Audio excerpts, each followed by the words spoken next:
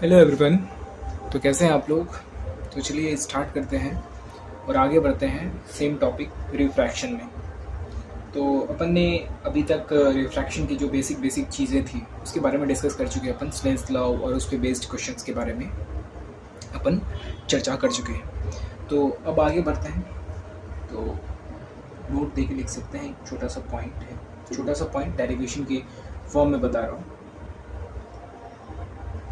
क्या है कि जैसे एक ये मीडियम कंसीडर कर सकते हैं अपन। ये इंटरफेस, दो पैरेलल इंटरफेसेस दिए गए हैं हमें। अब क्या हो रहा है कि यहाँ पे जो मीडियम है उसका अपन मान लेते हैं रिफ्रैक्टिव इंडेक्स n1, यहाँ पे n2 और यहाँ पे n3। तो लाइट जब ऐसे इंसिडेंट करेगा तो यहाँ पे एक नॉर्मल हो गया, तो लाइट क्या होगा, रिफ्रैक्ट होगा। तो रिफ्रैक्ट होगा तो अपन मान लेते हैं कुछ इस तरह से रिफ्रैक्ट हो रहा है और यहाँ पे इसका नॉर्मल होगा जब इस इंटरफेस से वो रिफ्रैक्ट हो रहा होगा। तो ये इसका नॉर्मल ये हो गया और ऐसे अपन मान लेते हैं कि ये रिफ्रैक्ट होके कुछ यूँ जा रहा है। ठीक है, बात समझ में आ रही है आपको। तो ये एंगल जो होगा वो आई हो जाएगा और लेट्स सपोज इस एंगल को अपन आर नाम दे देते हैं। तो ये आप देख सकते हैं यहाँ से कि ये एंगल अगर आर है तो ये एंगल भी आर होगा। ठीक है, अब अपन क्या करने वाले हैं, कुछ ऑपरेशन परफॉर्म करेंगे। जैसे कि यहाँ पे स्नेल्स लॉ लगाएंगे और इस इंटरफेस पे स्नेल्स लॉ लगाएंगे। तो चलिए लगाते हैं, देखते हैं क्या होता है। यहाँ पे स्नेल्स लॉ लगाते हैं, इस पे स्नेल्स लॉ लगाते हैं। इंटरफेस 1 इसको नाम देते हैं, चलिए इंटरफेस 1, और ये हो गया इंटरफेस हमारा 2। तो अपन अभी किस पे स्नेल्स लॉ लगा रहे हैं, इंटरफेस 1 पे। तो इंटरफेस 1 पे अपन क्या कर रहे हैं, applying Snell's law on interface 1। तो इंटरफेस 1 पे स्नेल्स लॉ लगाते हैं, n1 sin i equals to n2 sin r। Snell's law आपको ध्यान होगा, n1 sin i equals to n2 sin r। अपन ने इस इंटरफेस के लिए स्नेल्स लॉ लगाया। लेट्स सपोज इसको इक्वेशन अपन 1 नाम दे देना है। फिर अपन इस इंटरफेस पे स्नेल्स लॉ लगाएंगे, applying Snell's law on interface 2। Interface 2 पे स्नेल्स लॉ लगा रहे हैं अपन। तो देख सकते हैं यहाँ पे जो ये इंसिडेंट हो जाएगा, ये एंगल इंसिडेंट हो जाएगा इसके लिए, और ये रिफ्रैक्टेड रे हो जाएगा तो ये रिफ्रैक्टेड एंगल हो जाएगा। तो यहाँ पे स्नेल्स लॉ लगाते हैं, n2 sin r equals to n3। Let suppose इसको कोई एंगल दे देते हैं, जैसे लेट सपोज r1 इसका नाम दे देते हैं अपन। तो साइन r के बराबर हो जाएगा। ये बात समझ में आ रही है आपको। तो चलिए ये इक्वेशन 1 और इक्वेशन 2 को अगर हम ध्यान से देखें तो ये देखिए n2 sin r और n2 sin r दोनों में बराबर आ रहा है। इससे अपन ये कंक्लूड कर सकते हैं क्या कि n1 sin i n3 sin r के बराबर होगा। 1 एंड 2 से ये कंक्लूड कर सकते हैं क्या n1 sin i जो है वो n3 sin r के बराबर होगा। हम बिल्कुल बोल सकते हैं। ये इसमें कुछ ब्यूटी दिख रही है हमें, n1 sin i equals to n3 sin r। क्या n1 sin i equals to n3 sin r1। ठीक है, sin r1। तो अपन बोल सकते हैं कि अगर दो पैरेलल इंटरफेसेस हैं तो अपन स्नेल्स लॉ किसी भी दो पॉइंट के अलोंग लगा सकते हैं। स्नेल्स लॉ अगर पैरेलल इंटरफेसेस हैं, यहाँ तो स्नेल्स लॉ लगा ही सकते हैं अपन, यहाँ और यहाँ भी स्नेल्स लॉ लगा सकते हैं। तो इससे ये कंक्लूड होता है कि अगर इंटरफेसेस पैरेलल हो तो अपन स्नेल्स लॉ किसी भी दो पॉइंट के बीच में लगा सकते हैं, किसी भी दो मीडियम के बीच में लगा सकते हैं। क्या होना चाहिए, कंडीशन क्या होना चाहिए कि वो सर जो इंटरफेसेस हैं वो पैरेलल होना चाहिए। तो ये एक छोटा सा कंसेप्ट था, इसका यूज़ करेंगे और यूज़ करके अपन इस पर क्वेश्चंस करेंगे। तो आइए एक छोटा सा क्वेश्चन देखते हैं इसके ऊपर, छोटा सा क्वेश्चन देखते हैं इसके ऊपर।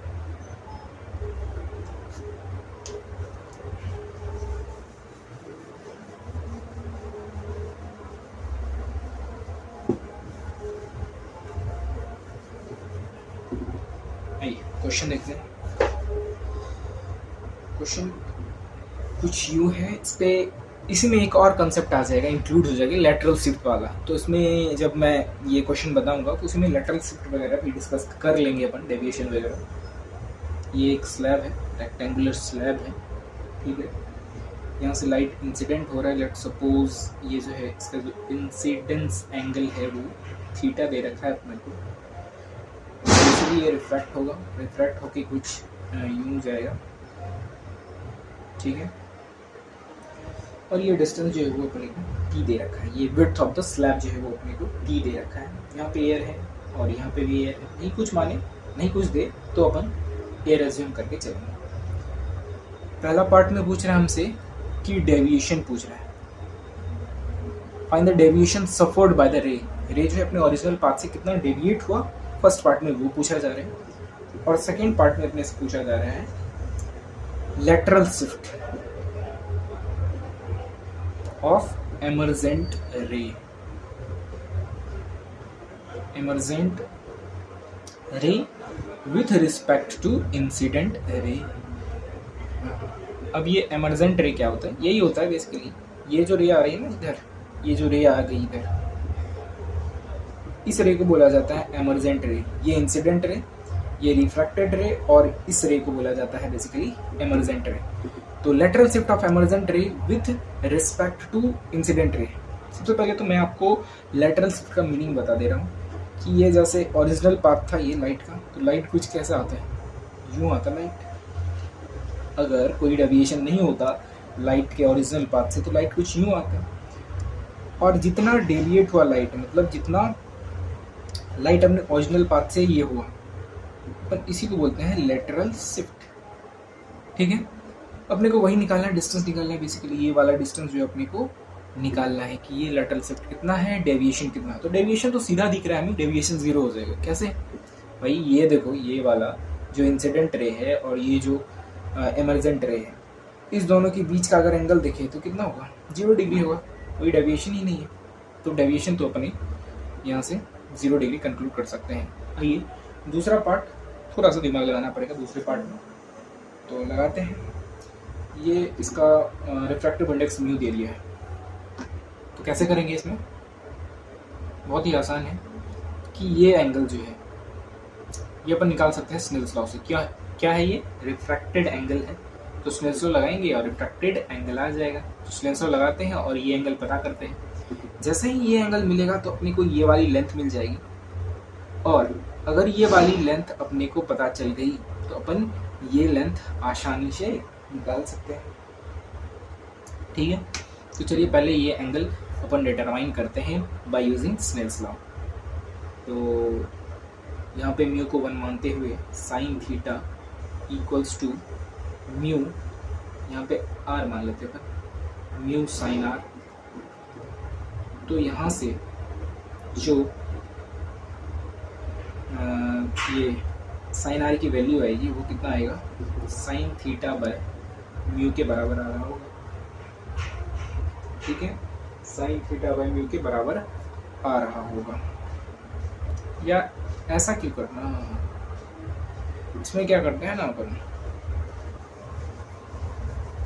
इसमें यहाँ पे ये 90 डिग्री, ये आर हो गया और ये लेंथ भी दे दिया गया है टी, ये वाला लेंथ। तो इसमें अपन कॉस आर लगाते हैं, cos r, sorry sine r लगाते हैं, साइन आर कॉस आर लगाते हैं। Cos r equals to base upon hypotenuse, यानी टी अपॉन ये वाली लेंथ। ये वाली लेंथ को अपन अभी एच से डिनोट कर देते हैं थोड़ी देर के लिए। तो एच इक्वल्स टू क्या हो जाएगा? T by cos r. ये वाली लेंथ पता चल गई हमें, टी बाई कॉस आर के बराबर है। अच्छा, ये और ये एंगल, ये पूरा एंगल कितना होता? थीटा। तो ये एंगल कितना हो जाएगा? Theta minus r. ये बात समझ में आ रही है आपको? ये थीटा माइनस आर हो जाएगा। अब इस वाले ट्राइंगल की अगर हम बात करें, इस वाले ट्राइंगल में ये थीटा माइनस आर दिया हुआ है, ये एंगल, ये जो लेंथ है वो अपन ने पता कर लिया है टी सेक आर के बराबर है। तो यहाँ से ये लेंथ आसानी से निकाल सकते हैं अपन। तो क्या लगाएंगे यहाँ से? Sine of theta minus r, sine of theta minus r, ये वाला लेंथ जो रिक्वायर्ड लेंथ है हमें निकालना है, इसको लेट सपोज एक्स लेट कर लेते हैं, ये वाली लेंथ को। तो एक्स अपॉन हाइपोटेनस, ये वाला लेंथ जिसको कि अपन ने अभी एच एज्यूम किया था और एच की वैल्यू टी सेक आर के बराबर निकाले थे। तो यहाँ पे टी सेक आर पुट कर देते हैं। हमें चाहिए क्या, एक्स चाहिए ना, तो x equals to sine of theta minus r into T sec r के बराबर होगा। अब तो कुछ नहीं है इसमें, आप इसको चाहो तो एक्सपेंड कर दो या यहीं तक छोड़ दो। एक्सपेंड कर देता हूँ, चलो sine theta cos R minus cos theta sine R into T sec R यानी T by cos R. T by cos R को मल्टीप्लाई करेंगे तो ये तो खत्म हो जाएगा, टी साइन थीटा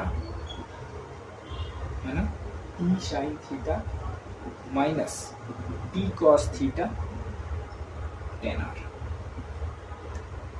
समझ में आ रही है, ये वाला टेन आर बन जाएगा और टी कॉस थीटा। तो ये हमारा कितना हो गया, लेटरल शिफ्ट निकल गया, हमारा लेटरल शिफ्ट निकल गया ये वाली लेंथ। तो ये एक छोटा सा क्वेश्चन था लेटरल शिफ्ट, और तुम देख सकते हैं इस पे, बहुत ही अच्छा क्वेश्चन था लेटरल शिफ्ट।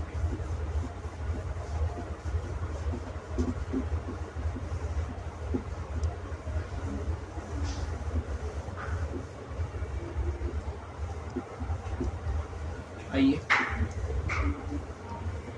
अपन आगे बढ़ते हैं और एक क्वेश्चन लेते हैं, फिर से क्वेश्चन लेते हैं। ये एक्स कोऑर्डिनेट, ये वाई कोऑर्डिनेट, ये एक स्लैब रखा हुआ है एक तरह से, ठीक है।